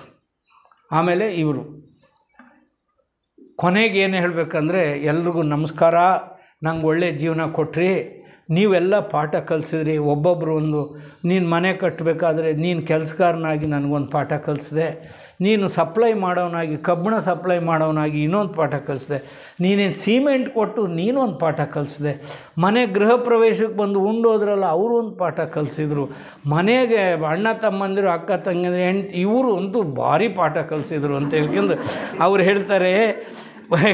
ಎಷ್ಟು ಚೆನ್ನಾಗಿ ಹೇಳ್ತಾರೆ. ಕೊನೆಗೆ ಹೇಳಬೇಕಂತೆ, ನಾವೆಲ್ಲರೂ ಎಲ್ಲರಿಗೂ ಮೀಗ ಮಮೋ, ನಿಮಗೆಲ್ಲ ನಮಸ್ಕಾರ. ನೀವು ನನಗೆ ತುಂಬ ಪಾಠ ಕಲಿಸ್ಕೊಟ್ರಿ. ನಿಮಗೆ ಬಂಧುಗಳೇ, ಭಾಗಿಗಳೇ, ಉಲ್ಲಾಸವಿತ್ತವರೇ ಅಂದರೆ ಸಂತೋಷ ಕೊಟ್ಟಿರೋರು. ನಮ್ಮ ಫ್ರೆಂಡ್ಸ್ಗಳು ಎಷ್ಟೋ ಜೋಕ್ ಹೇಳಿರ್ಬೋದು, ಹಾಡು ಹೇಳಿರ್ಬೋದು. ಸಂತೋಷ ಕೊಟ್ಟವರೇ, ಉಲ್ಲಾಸವಿತ್ತವರೇ, ಮನವ ತೊಳೆದವರೇ, ಟೊಳ್ಳು ಜಗ ಸಾಕು ಬಾಳ್ವೆ ಎನ್ನಲು ಅಂತ. ಟೊಳ್ಳು ಜಗ ಸಾಕು ಬಾಳ್ವೆ, ನನಗಿನ್ನು ಬದುಕು ಸಾಕಪ್ಪ, ಹೋಗಿ ಬರ್ತೀನಿ ಅಂತ ಎಲ್ಲರಿಗೂ ನಮಸ್ಕಾರ ಮಾಡಿ. That's the life. ಆ ಥರ ಜೀವನ ಮಾಡಬೇಕು ಫ್ರೆಂಡ್ಸ್. ತುಂಬ ಚೆನ್ನಾಗಿತ್ತು. ನಿಮ್ಮ ಜೊತೆಗೆಲ್ಲ ವಾಕ್ ಮಾಡಿದೆ, ಎಲ್ಲ ಶೇರ್ ಮಾಡಿದೆ, ನನ್ನ ಆಲೋಚನೆಗಳನ್ನು ಹಂಚ್ಕೊಂಡೆ. ಇನ್ಮೇಲೆ ನಾಳೆ ಬರ್ತೀನೋ ಇಲ್ವೋ, ನಾಳೆ ಇರ್ತೀನೋ ಇಲ್ವೋ, ನಿಮ್ಮೆಲ್ಲರಿಗೂ ನಮಸ್ಕಾರ. ಯಾಕೆ ಅಂತ ಹೇಳಿದ್ರೆ, ನನ್ನ ಜಗ ಮುಗೀತು, ನೀವು ಒಂದು ಪಾಠ ನನಗೆ ಕಲಿಸ್ಕೊಟ್ಟಿದ್ದೀರಿ ಅಂತ ಹೇಳ್ತಾರೆ. ಇನ್ನೊಂದು ಅಷ್ಟು ಚೆನ್ನಾಗಿ ಹೇಳ್ತಾರೆ ಅವರು. ತೊಲಗು ಮನೆಯಿಂದ ಮನವು ಬರಡಾದಂದೆ, ಇರಬೇಡ ನೀನು ಅಂತ ಹೇಳ್ತಾರೆ ಅವರು. ಯಾರಾದ್ರೂ ಒಬ್ಬನ ಕೂತ್ಕೊಂಡ್ರೆ ಯಾಕೆ ನೀನು ಇದೆಯಾ ಇನ್ನೂ ಅಂತ ಕೇಳ್ತಾರೆ. ಹಂಗೆ ಆ ಥರ ಕೇಳ್ತಾರೆ. ಇನ್ನು ನೀನು ಎಲ್ಲರಿಗೂ ಸಾವು ಬಂತು, ನಿನಗೆ ಯಾಕೆ ಬಂತಿಲ್ಲ? ಹೆಂಗೆ ಮನೆ ಇವೆಲ್ಲ ನಮಗೆ ಗೊತ್ತಾಗಲ್ಲ. ಏನೋ ಒಂದು ಮೂದಲಿಸಿದಾರೆ ಬಿಡು ಅಂತ ಅಂದ್ಕೊಂತೀವಿ. ಆದರೆ ಅವ್ರ ಮನಸ್ಸು ಅದರಲ್ಲಿ ಏನೋ ಒಂದು ಆ ಮಾತಿನಿಂದ ಒಂದು ಮನಸ್ಸಿದೆ ಅಲ್ವಾ. ಊರವರೆಲ್ಲ ಸಾಯ್ತಾರೆ, ನೀನು ಯಾಕೆ ನಿನಗೆ ನೀನು ಇದೆಯಾ ನಿನಗೆ ಎಷ್ಟು ನಿನಗೆ ಏನು ನನಗೆ ಮಾಡ್ತೀಯ ಅಂತ. ಅದಕ್ಕೆ ಹೇಳ್ತಾರೆ ಅವರು ಮಂಕುತಿಮ್ಮನ ಕಗ್ಗದಲ್ಲಿ, ತೊಲಗು ಮನೆಯಿಂದ ಮನಸ್ಸು ಬರಡಾದಂದೆ, ವಲಸ ತೊಳೆಯಲು ತೋಳ್ಗೆ ಬಲ ಕುಗ್ಗಿದಂದೆ. ನಿನ್ನ ಕೆಲಸ ನೀನು ಮಾಡ್ಕೊಳ್ಳೋಕ್ಕಾಗಲ್ಲ ಅನ್ನೋದ್ರಿಂದ ಮನೆಗೆ ಹೊರಟೋಗು ಅಂತ ಹೇಳ್ತಾರೆ ಅವರು. ತೊಲಗು ಜಗದಿಂ ದೂರ ಇಳೆಗಾಗದಿರು ಭಾರ. ಈ ಭೂಲೋಕಕ್ಕೆ ನೀನು ಭಾರವಾಗಿರಬೇಡ ಕಣಯ್ಯ, ನೀನು ಸುಮ್ಮನೆ ಹೊರಟೋಗು. ತೊಲಗಿ ನೀ ಮರೆಯಾಗು ಮಂಕುತಿಮ್ಮ. ಸೊ ಇದು ಹೇಗೆ ಜೀವನದಲ್ಲಿ ಇರಬೇಕು ನಾವು ಅನ್ನೋ ಅಂಥದ್ದು, ನಿರ್ಲಿಪ್ತವಾಗಿರಬೇಕು. ಎಲ್ಲರೂ ಇದ್ದಾರೆ ಬಂಧುಗಳು, ಅವರೆಲ್ಲ ಪಾಠ ಕಲಿಸ್ತಾ ಇದ್ದಾರೆ ಅಂತ ತಿಳ್ಕೊಬೇಕು. ಮಕ್ಕಳು, ನೀವು ಎಂಥ ಪಾಠ ಹೇಳ್ಕೊಟ್ರಪ್ಪ ಪಾಪ. Learn first lesson, second lesson, third lesson, fourth ನೀವು ರಿಲೇಟಿವ್ಸು, ಅಪ್ಪಪ್ಪ ನೀವು ಕಲಿಸಿರೋ ಪಾಠ ಅಂತೂ ಇದಕ್ಕೆಂತ. ನಮ್ಮ ಶತ್ರುಗಳು, ಅಪ್ಪಪ್ಪ ನೀವು ಕಲಿಸಿರೋ ಅಂಥ ಪಾಠಗಳು. ಮನ ತೊಳೆದವರೇ, ನನ್ನ ಮನಸ್ಸನ್ನು ಶುದ್ಧೀಕರಿಸಿರೋರೇ ನೀವು ಅಂತ ಹೇಳ್ಕೋಬೇಕು. ನಮ್ಮ ಕ್ರಿಟಿಸೈಸ್ ಮಾಡೋ ಅಂಥವ್ರಿಗೆ ಆ ಥರ ಹೇಳ್ತಾರೆ. That is life. ಆ ರೀತಿಯಾಗಿ ನಾವು ಪಕ್ವತೆಯನ್ನು ಬ್ರಹ್ಮಾನುಭವಿಯೇ ಆಗಬೇಕು. ಅಂದರೆ ನಿರ್ಲಿಪ್ತವಾಗಬೇಕು. ಬದುಕು ಅನ್ನೋದು ಇದು ಎಷ್ಟು ಯೋಚನೆ ಮಾಡಿದ್ರು ಇದು ಸಂಸಾರವೇ. ಶ್ರೀಮಂತನಾಗಿದ್ದರು, ಬಡವರಾಗಿದ್ದರು, ಉಳ್ಳವನಾಗಿದ್ದರು, ಉಳಿದವನಾಗಿದ್ದರೂ ಕೂಡ ಯಾವುದೇ ಸ್ಥಿತಿಗತಿಯಲ್ಲಿರಲಿ ಎಲ್ಲರ ಜೀವನ ಮತ್ತು ಯೋಚನೆ ಕಷ್ಟದಿಂದಲೇ ಕೂಡಿರುತ್ತೆ. ಯಾಕೆಂದರೆ ಅದು ಸಂಸಾರ. ಅದು ನಮ್ಮ ಮನವನ್ನು ತೊಳೆಯುತ್ತೆ, ಮನಸ್ಸನ್ನು ತೊಳೆಯುತ್ತೆ, ಮೈಯನ್ನು ತೊಳೆಯುತ್ತೆ. ಟೊಳ್ಳು ಜಗ ಅಂತ ನಮಗೆ ಅನಿಸುತ್ತೆ. ಸಾಕು ಬಾಳ್ವೆ ಅಂತ ಅನಿಸುತ್ತೆ. Life is enough is enough ಅಂತ ನಮ್ಗೆ ಹೇಳಿಸುತ್ತೆ. ಆ ರೀತಿಯಾಗಿ ನೀನೇ ನಿರ್ಧಾರ ಮಾಡ್ಕೋ. ಇದು ನಮಗೆ ಅತ್ಯಂತ ಶ್ರೇಷ್ಠವಾದಂಥ ಇದೊಂದು. ಆಮೇಲೆ ಇನ್ನೊಂದು ಅವ್ರು ಹೇಳ್ತಾಳೆ, ಮಾಡು 2 ಕೋಣೆಯ ನಿನಗೆ ಮನದಾಲಯದಿ ಅಂತ ಹೇಳ್ತಾರೆ. ಹೆಂಗಿರಬೇಕು ನಾವು ಜೀವನದಲ್ಲಿ? ಮಾಡು ನಿನ್ನ ಮನದಾಲಯದಿ, ನಿನ್ನ ಅಂದರೆ ಟೆಂಪಲ್ ಅಂತ ಇದನ್ನು ಒಂದು ದೇವಸ್ಥಾನ ಅನ್ನೋ ಕರೀತಾರೆ. ನಿನ್ನ ಮನಸ್ಸಿನಲ್ಲಿ 2 ಕೋಣೆಗಳ ನೀನು ಮಾಡು. ಒಂದರಲ್ಲಿ ಆಡು ಲೋಗಿಗರಾಟವನ್ನು. ಏನು ಬ್ರದರ್, ಹೌ ಆರ್ ಯು, ಚೆನ್ನಾಗಿದೆಯಾ? ಓಕೆ ಬಟ್ ಕುಸ್ತಿ ಗೆದ್ದೆ ಸರ್. ಕಂಗ್ರ್ಯಾಚುಲೇಷನ್ಸ್, ಭಾರಿ ಚೆನ್ನಾಗಿ. ಹೋಗಯ್ಯ ನಿನ್ನ ಥರನೇ ಇಲ್ಲ ಯಾರು. ಸ್ವಿಮ್ಮಿಂಗ್ ಗೆದ್ದೆ, ಹೋಗಯ್ಯ ನೀನು. ವಿಂಬಲ್ಡನ್ ವರ್ಲ್ಡ್ ಗೆದ್ದೆ, ಹೋಗಯ್ಯ ನೀನು ಗೆದ್ಕೊಂಡು ಹೋಗು. ಫ್ರೆಂಡ್ ಮನೆ ಕಟ್ಟಿಸ್ದೆ ಸರ್, ಫಸ್ಟ್ ಕ್ಲಾಸ್. ಗೃಹ ಪ್ರವೇಶ, ಹೋಗು ಇದೆ ಆಯಿತು. ಆಡು ಲೋಗಿಗರಾಟ ಎಲ್ಲ ಹೆಂಗೆ ಆಡಬೇಕು ಮನುಷ್ಯ ಥರ. ಇದು ಒಳ ಮನೆಯಲ್ಲಿ ಒಬ್ಬನೇ ವಿರಮಿಸು. ಅಲ್ಲಿ ಯಾರನ್ನೂ ಬಿಡ್ಕೊಡ್ದು. Door is closed. ಆ ರೀತಿ ನಾವು ಬದುಕೋಕ್ಕಾಗುತ್ತಾ? ಮಾಡು ನಿನ್ನ ಮನದಾಲಯದಿ 2 ಕೋಣೆಗಳ ಅಂತ ಹೇಳ್ತಾರೆ ಅವರು. ಮಾಡು ಮನದಾಲಯದಿ 2 ಕೋಣೆಗಳ, ಒಂದು ಕೋಣೆಯಲ್ಲಿ ಲೋಗಿಗರಾಟವನ್ನಾಡು, ವಿರಮಿಸೊಬ್ಬನೇ ಶಾಂತಿಯಲ್ಲಿ, ಪ್ರಶಾಂತಿಯಲ್ಲಿ.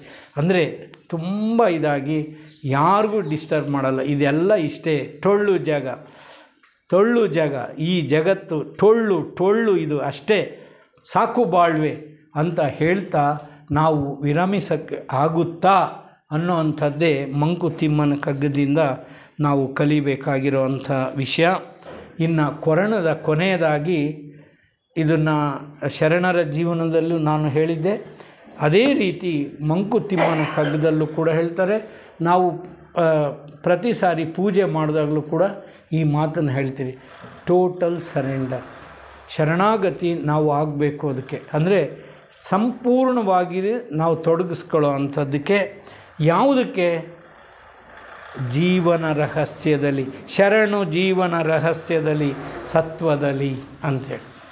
ಶರಣು ಜೀವನ ರಹಸ್ಯದಲ್ಲಿ ಸತ್ವದಲ್ಲಿ. ಅದಕ್ಕೆ ನಾವು ಸರೆಂಡರ್ ಆಗಬೇಕು. ಸರೆಂಡರ್ ಆಗೋದು ಅಂತಂದರೆ ಏನು? ಶರಣಾಗತಿ ಹೊಂದತಕ್ಕಂಥದ್ದು ಅಂತಂದರೆ ನಾನತ್ವ ಕಹಕ, ಸಂಪೂರ್ಣವಾಗಿ ಅಹಂಕಾರವನ್ನು ತೆಗೆದುಹಾಕಿ ಓಂಕಾರದಲ್ಲಿ ನಾವು ಲೀನ ಆಗಬೇಕು. ನಾವು ಎಲ್ಲರಿಗಾಗಿ ನಾನು, ನನ್ನ ಸ್ವಂತದ್ದು ಏನೂ ಇಲ್ಲ, ಇನ್ಕ್ಲೂಡಿಂಗ್ ನನ್ನ ಶರೀರದಿಂದ ಹಿಡಿದು ಎಲ್ಲವೂ ಕೂಡ ಪರೋಪಕಾರಗಾಗಿಯೇ ದೇವರು ನನಗೆ ಈ ಜೀವನ ಕೊಟ್ಟಿದ್ದಾನೆ ಅನ್ನುವಂಥ ಮನೋಧರ್ಮ ಹೊಂದಿರತಕ್ಕಂಥದ್ದು ಶರಣು ಜೀವನ ರಹಸ್ಯದಲ್ಲಿ ಸತ್ವದಲ್ಲಿ. ಶರಣು ಜೀವನ ಸುಮವೆನಿಪ ಯತ್ನದಲ್ಲಿ. ಸುಮ, ನಾನು ಸಮ ಅಂತ ಓದ್ಕೊಂತೆ, ಆದರೆ ಅದು ಸುಮ ಅಂತ ಅಂದರೆ ನಮ್ಮ ಜೀವನವನ್ನು ಹೂವಾಗಿಸಬೇಕು, ಹೂವಾಗಿಸಿ 4 ಜನಕ್ಕೆ ಸಂತೋಷ ಕೊಡೋ ಅಂಥ ರೀತಿಯಲ್ಲಿ ಅದಕ್ಕೆ ಶರಣಾಗು ನೀನು. ಶರಣಾತ್ಮ ಅಂತರಾತ್ಮ ಗಂಭೀರ ಪ್ರಶಾಂತಿಯಲ್ಲಿ, ಶರಣು ವಿಶ್ವಾತ್ಮದಲ್ಲಿ. ಇದನ್ನೇ ನಾವು ಹೇಳಿ ಪ್ರತಿ ಅಣುವಿನಲ್ಲೂ ನಾನು ನಿಮಗೆ ಸೇರ್ಕೊಳ್ತೀನಿ. ಪ್ರಾಣಿ ಪಕ್ಷಿಗಳಲ್ಲಿ, ಮರ ಗಿಡಗಳಲ್ಲಿ, ಜೀವಿ ಏನೆಲ್ಲ ಜೀವ ನಿರ್ಜೀವ ಪದಾರ್ಥಗಳಲ್ಲಿದೆಯೋ ಅದೆಲ್ಲದನ್ನೂ ನಿಮಗೆ it should reflect as mirror. ಆ ರೀತಿ ಕನ್ನಡಿಯಾಗಿ ನಮ್ಮನ್ನು ಪ್ರತಿಬಿಂಬಿಸಬೇಕು ಎಲ್ಲ ಜೀವಿಗಳು. ಅದು ಒಂದಾಗ್ತಕ್ಕಂಥದ್ದು ವಿಶ್ವಾತ್ಮದಲ್ಲಿ ಒಂದಾಗ್ತಕ್ಕಂಥದ್ದು ಅನ್ನೋವಂಥದ್ದು ಅದರ ಅರ್ಥ. ಹಾಗೆ ಶರಣು ಅಂದರೆ ಟೋಟಲ್ ಸರೆಂಡರ್. ಸತ್ವದಲ್ಲಿ ಶರಣಾಗಿ ಅಂತ ಹೇಳ್ತಾರೆ, ಸತ್ಯದಲ್ಲಿ ಶರಣಾಗಬೇಕು. ಸತ್ವದಲ್ಲಿ ಜೀವನ ಅಂತಕ್ಕಂಥದ್ದು ಒಂದು ರಹಸ್ಯ. ಆತ್ಮೀಯ ಬಂಧುಗಳೇ, ಇದನ್ನು ಮಂಕುತಿಮ್ಮನ ಕಗ್ಗನ ಹೀಗೆ ನಾನು ಹೇಳಿ ನೀವು ಕೇಳಿ ಆ ಥರ ಅಲ್ಲ. ಒಂದೊಂದು ಪದ್ಯವೂ ಕೂಡ ನಮ್ಮ ಜೀವನಕ್ಕೆ ಅನ್ವಯ ಆಗೋ ಥರ ಇರುತ್ತೆ. ಅದರಿಂದ ದಯವಿಟ್ಟು ನೀವು ಓದಿ ಮತ್ತು ನಿಮ್ಮ ಮಕ್ಕಳಿಗೂ ಕೂಡ ಅದನ್ನು ಓದಿಸಿ. ಇದು ಒಂದು ಅತ್ಯಮೂಲ್ಯ ಗ್ರಂಥ ಅಂತ ಹೇಳಿದ್ರೆ ದುಃಖ ನಿವಾರಕ ಅಂತಲೂ ಕೂಡ ನಾವು ಹೇಳ್ಬೋದು. ಇದನ್ನು ಯಾರ ಮನೆಯಲ್ಲಿ ಈ ಗ್ರಂಥ ಇರ್ಬೋದೋ ಆ ಮನೆ ಒಂದು ದೀಪ, ಒಂದು ಜ್ಞಾನದ ಬೆಳಕಿನಲ್ಲಿ ಆ ಮನೆ ನಡೆಯುತ್ತೆ ಅಂತ ನನಗನ್ಸುತ್ತೆ. ಅದರಿಂದ ದಯವಿಟ್ಟು ಪ್ರತಿಯೊಬ್ಬರೂ ಮಂಕುತಿಮ್ಮನ ಕಗ್ಗ ಪ್ರೆಸಿಡೆಂಟ್ ಹೇಳಿದ್ದಾರೆ, ಅವ್ರಿಗೆ ಹೆಸರು ಕೊಟ್ಟರೆ ಅಥವಾ ಹಣ ಅದಕ್ಕೆಷ್ಟು ₹100 ಎಷ್ಟಿದೆಯೋ ಇವತ್ತಿನ ಬೆಲೆ ಅಷ್ಟು ದುಡ್ಡನ್ನು ಅವ್ರು ತಿಳಿಸ್ತಾರೆ. ಅವರಿಗೆ ಕೊಟ್ಟು ಮಕ್ಳಿಗೂ ಓದಿ ಅಂತ ಹೇಳಬೇಕು. ಇದಕ್ಕೆ ನಮಗೆ ನೋಡಿ ಈ ಥರ ಸಿಗೋ ಅಂಥದ್ದು. ನಾನು ಮಂಕುತಿಮ್ಮನ ಕಗ್ಗ ಅಂತಂದರೆ ಶಂಕರಾಚಾರ್ಯರಿಗೆ ಬರೆದಿರೋದು ಅಲ್ಲ, ಇದು ಶಂಕರಾಚಾರ್ಯರಿಗೆ ಬರೆದಿರೋಲ್ಲ, ಮಂಕುತಿಮ್ಮಗಳಿಗೆ ಬರೆದಿರೋದು. ಇದರಲ್ಲಿ ಅರ್ಥ ಶಂಕರಾಚಾರ್ಯರಿಗೆ ಅವರಿಗೆ ನಾನು ಬರೀತಾ ಇಲ್ಲ. ಇದರಲ್ಲೂ ಯಾರಿಗೂ ಓದೋಕ್ಕೆ ಇಷ್ಟ ಇದೆಯೋ ಓದಬೇಡಿ. ಇದರಲ್ಲಿ ತಿದ್ದುಪಡಿ ಮಾಡೋದಿದ್ದರೆ ನಿಮ್ಮ ಜೀವನದಲ್ಲಿ ಬೇರೆ ಥರ ನಾನು ಹೇಳೋದಕ್ಕಿಂತ ಭಿನ್ನವಾದ ಅಭಿಪ್ರಾಯ ಪಡೋದಾದರೆ ಪಟ್ಕೊಳ್ಳಿ. ನಾನು ಹೇಳೋದನ್ನೇ ಟ್ರುತ್ ಅಂತ ತಗೋಬೇಡಿ ನೀವು ಅಂತಲೂ ಕೂಡ ಒಂದು ಪದ್ಯವನ್ನು ಬರೆದಿದ್ದಾರೆ. ಕೊನೆಗೆ ಈ ರೀತಿ ಹೇಳ್ತಾ ಇದ್ದಾರೆ. ಈ ಮಾತುಗಳೆಲ್ಲ DVG ಅವರ ಕೊನೆ ನನಗೆ ಗೊತ್ತಿಲ್ಲ. ನಾನು ಸಾಹಿತಿಗಳನ್ನೆಲ್ಲ ಕೇಳಿದೆ, ಅವ್ರು ಯಾರೂ ಸರಿಯಾದ ಉತ್ತರವನ್ನು ಕೊಟ್ಟಿಲ್ಲ, ನಮ್ಗೆ ಗೊತ್ತಿಲ್ಲ ಕೊನೆ ಹೆಂಗಾಯಿತು ಅಂತ ಹೇಳ್ತಾ ಇದ್ದಾರೆ. ಆದರೆ ಆ ಮಂಕುತಿಮ್ಮನ ಕಗ್ಗದಲ್ಲಿ ಒಂದು ಪುಟ ಇದೆ, ನಾನು ಅದನ್ನು ನಿಜ ಅಂತ ನಂಬ್ಕೊಳ್ತೀನಿ. ಅವರು ಇವಾಗ ಏನು ಹೇಳಿದಾರೋ ಅದೇ ರೀತಿ ಅದು ನಡವಳಿಕೆ ಆಗಿದೆ ಅಂತ ನನಗನ್ಸುತ್ತೆ. ನಾನು ಈಗ ಅವರ ಸ್ವಾಮಿ ಅಂತ ಇವರು DVG ಅವರು ಮದುವೆ ಆಗಿರುತ್ತೆ, ಅತಿ ಚಿಕ್ಕ ವಯಸ್ಸಿನಲ್ಲಿ ಹೆಂಡತಿ ತೀರೋಗಿರ್ತಾರೆ, ಅವರೊಬ್ಬರೇ ಇರೋವಂಥ ಸಂದರ್ಭ ಬಂದಿರುತ್ತೆ. ಅವರು ಪತ್ರಕರ್ತರಾಗ್ತಾರೆ. ಅವರ ಹುದ್ದೆಗಳು ಸ್ಥಾನಮಾನಗಳು ಅವರಷ್ಟು ಲೈಫನ್ನು ಎಂಜಾಯ್ ಮಾಡಿರೋ ಅಂಥವರು ಇನ್ನೊಬ್ಬರು ಸಿಗ್ತಾರೆ ಅಂತ ನಾನು ಹೇಳೋಕ್ಕಾಗಲ್ಲ. ಏನೊಂದು ಮಾತನ್ನು ಮಂಕುತಿಮ್ಮನ ಕಗ್ಗದಲ್ಲಿ ಹೇಳಿದಾರೋ ಅವರ ಅನುಭವದಿಂದಲೇ ಅದನ್ನು ಹೇಳಿದ್ದಾರೆ. ಆಳವಾದ ಅಧ್ಯಯನವನ್ನು ಮಾಡಿದ್ದಾರೆ ಅವರು, ಮತ್ತು ಬದುಕನ್ನು ಅತಿ ಸೂಕ್ಷ್ಮವಾಗಿ ಅವರು ಗಮನಿಸಿದ್ದಾರೆ. ಅದರಲ್ಲಿ ಅವರ ಅಕ್ಕನ ಸಿಸ್ಟರ್ ಒಟ್ಟಿಗೆ ಸಹೋದರಿ ಅಂತ ತಿಳ್ಕೊಳ್ಳಿ, ಅವರು ಮನೆಯಲ್ಲಿರ್ತಾರೆ. ಅವರಿಗೆ ಸ್ವಾಮಿ ಅಂತ ಒಬ್ಬ ಇರ್ತಾನೆ, ಅವನು ದೊಡ್ಡವನಾಗ್ತಾನೆ, ಅವನು ಓದಕ್ಕೆ ಹೋಗಿರ್ತಾನೆ. ಒಂದು ದಿವಸ ಇವರು ಮಾಸ್ಟರ್ ಕೆಲಸ ಇರುತ್ತೆ, ಒಂದು ದಿವಸ ಹೋಗ್ತಾರೆ ಇವರು ಅಲ್ಲಿಗೆ, ತಲೆ ಮೇಲೆ ಹೊತ್ಕೊಂಡು ಹೋಗ್ತಾರೆ, ದಾರಿ ನಡೀತಾರೆ. ಅಲ್ಲೋಗಿ ಅವನು ನೋಡ್ತಾರೆ, ಅವನ ಆಟ ಪಾಠ ಎಲ್ಲ ನೋಡ್ತಾರೆ. ಸ್ವಾಮಿ ಇವಾಗ ತುಂಬ ಕಾನ್ಫಿಡೆಂಟ್ ಆಗಿದ್ದಾನೆ, ಅವನ ಆತ್ಮವಿಶ್ವಾಸದಿಂದ ಬೀಗ್ತಾ ಇದ್ದಾನೆ, ಅವನ ಜೀವನ ಅವನು ಮಾಡ್ಕೋಬಲ್ಲ ಅಂತ ಹೇಳ್ತಾನೆ. ಬರ್ತೀನಪ್ಪ ಸ್ವಾಮಿ ಅಂತ ಹೇಳ್ಕೊಂಡು ವಾಪಸ್ ಬರ್ತಾರೆ. ಆಮೇಲೆ ಒಂದು ಸ್ವಲ್ಪ ದಿನ ಆದಮೇಲೆ ಒಂದು ಪತ್ರ ಬರುತ್ತೆ, ನಾನೀಗ ತಿರುಪತಿಗೆ ಬಂದಿದ್ದೇನೆ. ಮಂಕುತಿಮ್ಮ ಅಂತಂದರೆ ಆ ಕಡೆ ತಿರುಪತಿ ತಿಮ್ಮಪ್ಪನೇ, ಅದು ಆ ಥರನೇ ಅಂತ ಅಂದ್ಕೊಳ್ತೀನಿ, ಅದು ಮನೆ ದೇವರು ಇರ್ಬೋದು ಅಂತ. ಅಲ್ಲಿಂದ ನಾನು ತಿರುಪತಿಗೆ ಬಂದಿದ್ದೀನಿ, ಇಲ್ಲಿಂದ ನಾನು ಕಾಶಿಗೆ ಹೋಗ್ತಾಯಿದ್ದೀನಿ. ನನ್ನನ್ನು ಯಾರೂ ಹುಡುಕಬೇಡಿ, ನನ್ನ ನೆನಪನ್ನು ಮಾಡಬೇಡಿ.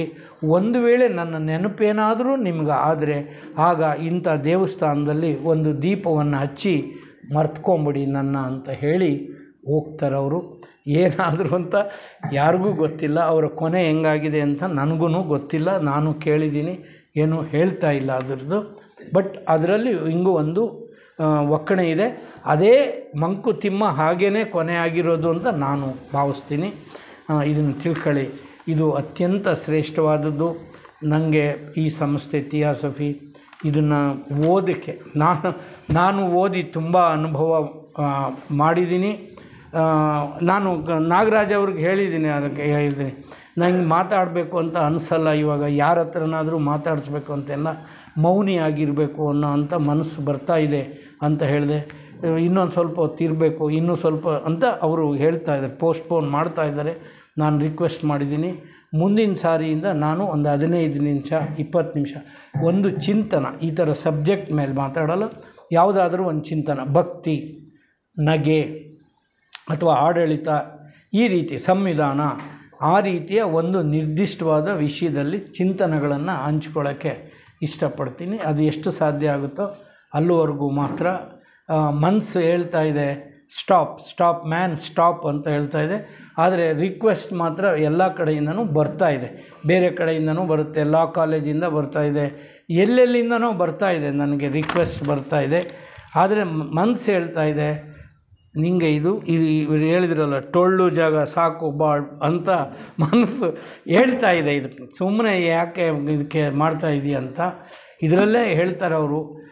ಇದು ತುಂಬ ಹಳೆಯ ಲೋಕ ಕಣೆಯ, ಇದನ್ನು ಬದಲಾಯಿಸ್ತೀನಿ ಅಂತ ಆ ಥರ ಏನು ಆ ಥರ ಅವಸರ ಸಲ್ಲದ ಉಬ್ಬಟ್ಟೆ ಯಾಕೆ ನಿನಗೆ ಅವಸರ ಮಾಡೋಕ್ಕೆ ಹೋಗಬೇಡ, ಅದು ಹಂಗೆ ಬದಲಾವಣೆ ಆಗಲ್ಲ ಅನ್ನೋ ಅಂಥ ಮಾತನ್ನು ಕೂಡ ಇದರಲ್ಲಿ ಹೇಳಿದ್ದಾರೆ, ಉಲ್ಲೇಖಿಸಿದ್ದಾರೆ. ದಯವಿಟ್ಟು ಮಂಕುತಿಮ್ಮನ ಕಗ್ಗವನ್ನು ಎಲ್ಲರೂ ಕೊಂಡು ಮಕ್ಕಳಿಗೂ ಓದುವಂತೆ ಮಾಡಿ. ಅದು ಒಂದು ಅತಿ ಶ್ರೇಷ್ಠವಾದಂಥ ಚಿಂತನೆ, ಅವರ ಬಾಳ್ವೆ ಹಸನಾಗುತ್ತೆ ಅಂತ ಹೇಳಿ ನನಗೆ ಕೊಟ್ಟ ಅವಕಾಶಕ್ಕಾಗಿ ಗೌರವಪೂರ್ವಕವಾಗಿ ನಮಿಸಿ ನಮ್ಮ ಮಾತು ಮುಗಿಸ್ತೀನಿ. ನಮಸ್ಕಾರ.